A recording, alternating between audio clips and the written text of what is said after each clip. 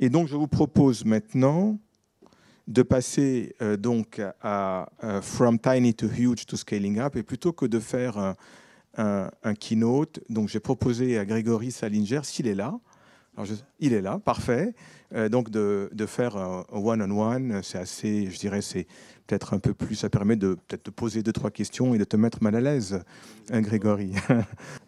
Donc bonsoir Grégory Salinger. Donc nous avons souhaité illustrer donc la séquence Internet par une histoire, je dirais par une histoire double. Je dirais une personne avec son développement et puis après la société qui est en cours de développement. Donc peut-être pourrions-nous commencer par, peut-être que je vais te tutoyer Grégory, peut-être je pourrais commencer par te demander en 2 mots, dis-nous quelques mots sur ton parcours de façon à mieux te connaître. Merci Maurice, merci de m'avoir invité pour ce partage d'expérience. Merci pour ce titre un peu sibyllin de notre intervention, de Tiny to Huge to Scaling Up. Je pense que de Tiny, tu fais référence en fait à une expérience que j'ai eue, une société que j'ai créée à la fin des années 90 qui s'appelle Château Online, qui en tout cas à son époque était un des premiers sites de e-commerce français à s'internationaliser et un des tout premiers dans le domaine du vin en Europe. Sur la partie huge, je pense que tu fais référence en fait à mon parcours dans une world company qui à l'époque était encore plus huge que maintenant, mais qui a été rattrapé par quelques autres sociétés, mais qui reste huge, qui est Microsoft. Et sur le scaling up, je pense que tu fais référence effectivement à mon job que j'ai depuis un peu plus d'1 an en tant que président de Vidressing, qui est une place de marché dédiée à l'achat et la vente de vêtements haut de gamme et de luxe entre particuliers. Alors oui, et peut-être pour rappeler, l'année dernière, nous avions invité Vidressing à présenter. Vidressing faisait partie des finalistes donc, du Global Innovation and Enterprise. Peut-être pourras-tu nous dire ce qui s'est passé donc, chez Vidressing depuis l'an dernier, mais peut-être pour commencer par un peu ces différentes expériences. Alors la première, je dirais, Château Online.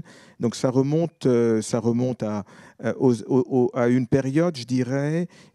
Moi j'appellerais ça la période des pionniers, où on a découvert l'Internet et on était, je dirais, sur des sociétés qui étaient en train de complètement redistribuer les cartes, puisqu'on passait d'un monde complètement physique à un monde qui devenait digital, mais on ne savait pas très bien jusqu'où ça pourrait aller.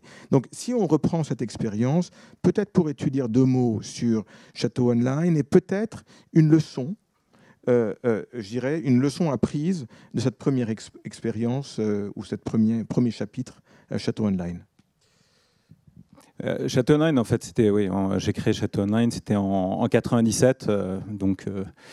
en tout cas, par rapport à mon équipe actuelle, ça fait vraiment quasiment antédéluvien.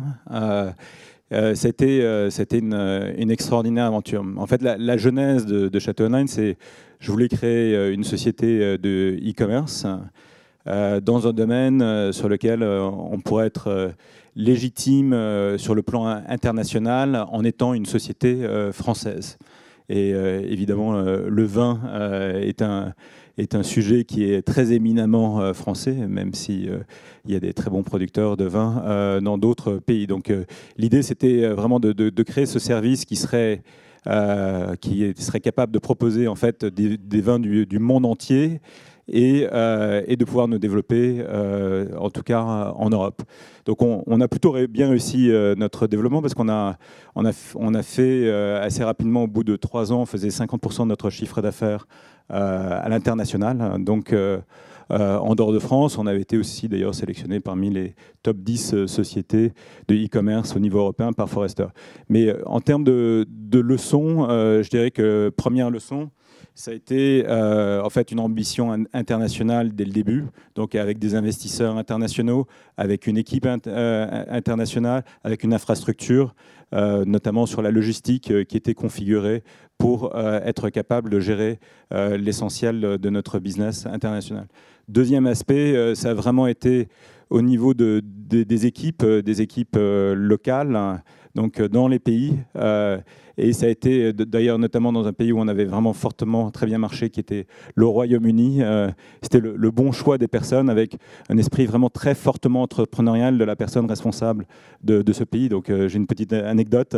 C'était en fait la patronne de l'Angleterre, c'était une ancienne diplomate et qui était passionnée par le vin, passionnée par le digital. Et à notre soirée de lancement, elle avait fait venir quand même la moitié de l'état-major du Foreign Service anglais. Et ça avait été évidemment un très bon démarrage pour nous en Angleterre.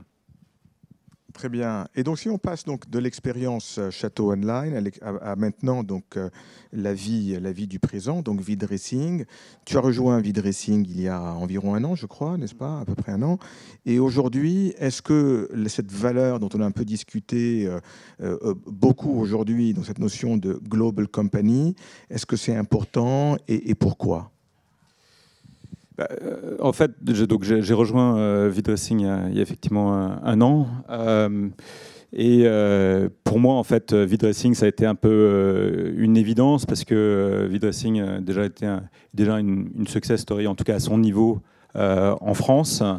Et déjà l'un des top 2 acteurs au niveau européen. Donc avec un beau business model, le marketplace, avec une ambition assez forte internationale de la part de ses investisseurs et de ses fondateurs. Donc mon approche en fait a été vraiment de chercher à capitaliser en fait sur nos atouts. On a des atouts qui sont importants. On a un atout qui est qu'on a l'offre la plus large en Europe avec quasiment 1 million de produits en vente. On a des conditions qui sont un tiers plus attractives que celles de nos principaux concurrents et un vrai know-how dans ce domaine. Donc pour moi, en fait, si on regarde les priorités depuis que je suis arrivé, ça a vraiment été de permettre à une société qui a connu une très forte croissance de préparer et de renforcer ses fondamentaux pour lui permettre d'aborder dans de bonnes conditions sa phase future de développement. Donc ça a été à la fois sur le renforcement des équipes, sur le renforcement de la qualité de service et de l'expérience client, notamment sur tous les aspects mobiles qui sont absolument fondamentaux. Et ça a été de travailler à rendre notre produit plus international friendly. Voilà, il y a beaucoup d'aspects très spécifiques autour des frais de port, des devises, des moyens de paiement, la qualité de traduction. Il y a beaucoup d'aspects, en tout cas sur lesquels il faut qu'on fasse très attention si on veut vraiment être en mesure de percer.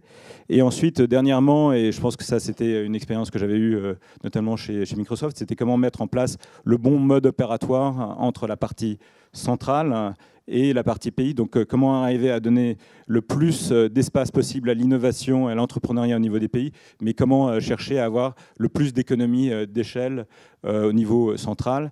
Nous, on a encore une petite société et donc on a en fait un mode opératoire qui reste encore assez centralisé. Très bien. Bon, très bien. Mais donc moi, je vous propose maintenant, merci Grégory Salinger, donc de V-Dressing. Donc je vous propose maintenant de passer à notre break.